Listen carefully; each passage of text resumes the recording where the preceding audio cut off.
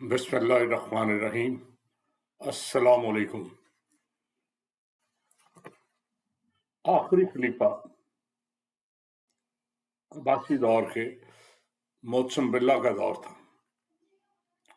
Hulagu بڑی تیزی سے بغداد کی طرف گامزن تھا۔ کسی نے اس کے ذہن میں یہ بات ڈالنے کی کوشش کی کہ مسلمانوں کے خلیفہ کی گو حیثیت بڑی رسمی سی رہ گئی ہے، مگر اس کے باوجود دنیا میں اس کا احترام بہت زیادہ ہے۔ تمام مسلمان ریاستیں اس کی عزت کرتی ہیں، اور ہو سکتا ہے کہ آپ بغداد پر یلغار کریں تو بہت ہر طرف بغاوت پھوٹ پڑے اور آپ کے خلاف لوگ کھڑے ہو جائیں۔ ہلاکو نے تھوڑی دیر سوچا، کچھ پریشان ہوا، اور پھر مسلمان سائنسدان تھا نصیر الدین طوسی اسے بلایا اور اس سے پوچھا کہ کیا صورتحال ہے۔ طوسی ہنسا، اس نے کہا جی کچھ نہیں ہوگا، حضور رسول کریم صلی اللہ علیہ وسلم کے بہت سے صحابی لوگوں نے قتل کیے، بہت سے لوگوں کو شہید کیا گیا، لیکن کبھی کچھ نہیں ہوا۔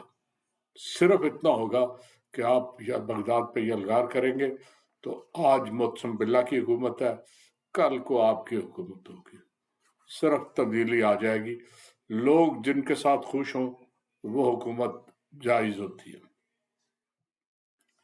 جنوری 1257 میں ہلاکو ہمدان سے روانہ ہوا اور اپنے افسروں کو موصل کے راستے بغداد پہنچنے کا حکم دیا۔ بغداد انتظامیہ اور خلیفہ کے لوگوں نے بغداد کو بچانے کے لیے اس سے گفت و شنید شروع کی۔ ہلاکو گفت و شنید کو طول دیتا رہا، لیکن ساتھ ہی ساتھ ارد گرد کا علاقہ جو ہے نا تھوڑا تھوڑا فتح کرتا رہا۔ اس نے دیکھا کوئی ریزسٹنس نہیں ہو رہی، مزے سے اس نے کافی علاقہ فتح کر لیا۔ خلیفہ سے بات ہوئی تو خلیفہ نے اپنے خاندان کی عظمت بتائی، اسے بتایا کہ وہ بہت بڑے لوگ ہیں اور وہ فلاں فلاں ہیں، بس خراج لو اور واپس جاؤ۔ ہلاکو کہنے لگا کہ میں اتنی دور آیا ہوں اور یہ کیسے ممکن ہے کہ آپ سے ملے بغیر چلا جاؤں۔ چنانچہ وہ جو ہے 30 جنوری 1258 کو بغداد پر منگولوں کا خوفناک حملہ شروع ہو گیا۔ 6 دن محاصرہ جاری رہا۔ چھٹے دن اس نے لوگوں کو نکالا، 1,000 اور 10,000 کی ٹولیاں بنائی اور تھوڑی دیر میں سب کو موت کے گھاٹ اتار دیا۔ 11 فروری کو خلیفہ اپنے 3 بیٹوں اور 300 ممتاز اشخاص کے ساتھ ہلاکو کے سامنے پیش ہوا۔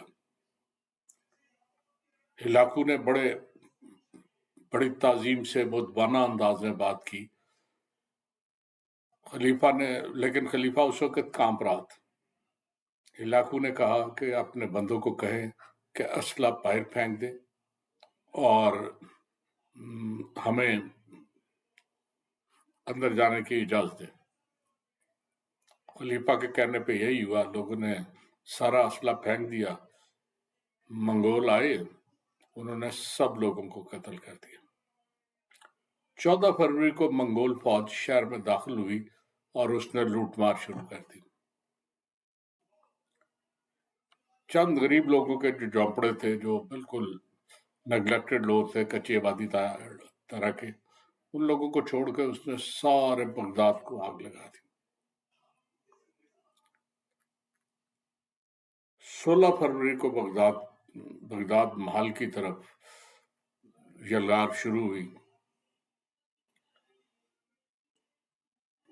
خلیفہ پیش ہوا تو ہلاکو نے کہا ہم آپ کے مہمان ہیں، ہمیں کچھ تحائف دیں۔ خلیفہ اس وقت تھر تھر کانپ رہا تھا۔ اس نے 20,000 ملبوسات، 10,000 دینار اور بہت سی قیمتی اشیاء ہلاکو کو پیش کی. ہلاکو نے وہیں کھڑے کھڑے ساری چیزیں عام لوگوں میں بانٹ دی. ہلاکو نے پھر خلیفہ کو کہا تو یہ تو ساری چیزیں ہیں جو زمین کے اوپر تھی، آپ نے یقیناً زمین کے نیچے بھی بہت کچھ رکھا ہوگا، وہ بتائے کہاں ہے. اب خلیفہ میں انکار کی ضرورت نہیں تھی. اس نے کہا کہ جی ہاں، آپ محل کے وسط میں جو تالاب ہے نا اسے کھودے، وہاں ہمارا سونا پڑا ہے.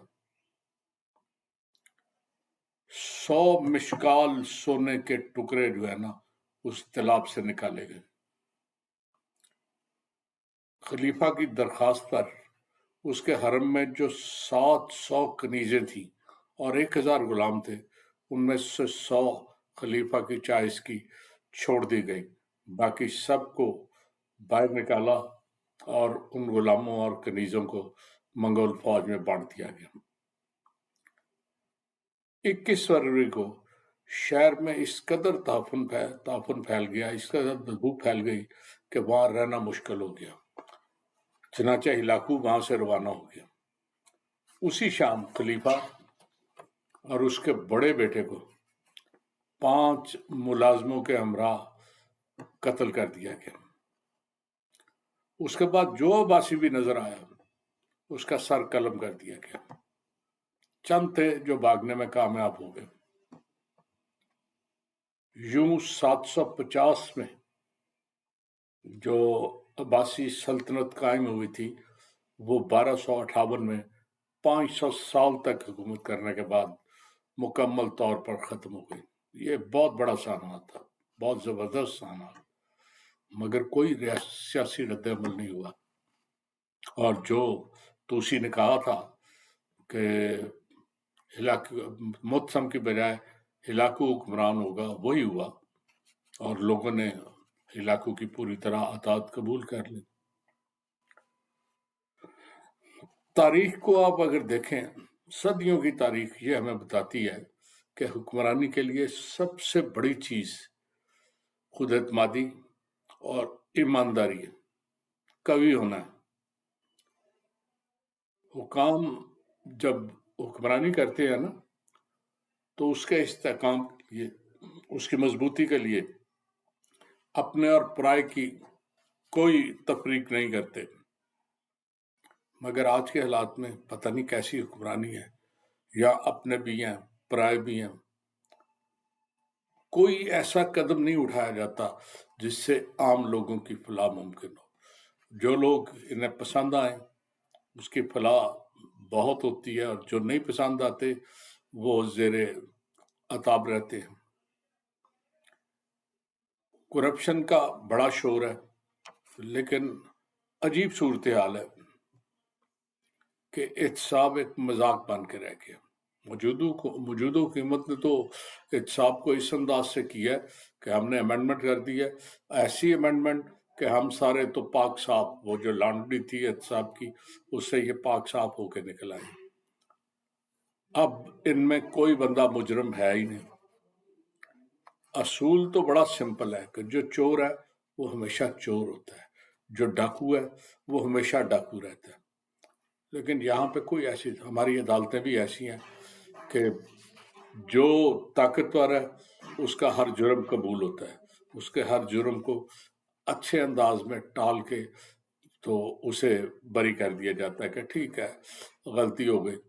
عام آدمی کے لیے یہ قانون اس قدر برا ہے جس کی کوئی حد نہیں. عام آدمی کو انصاف تو کبھی ملتا ہی نہیں. ہمارے جج جتنا مرضی دعویٰ کریں جھوٹ بولتے ہیں، انہیں انصاف کا پتہ ہی نہیں کہ کیا چیز ہے. قانون اور انصاف میں بڑا فرق ہے.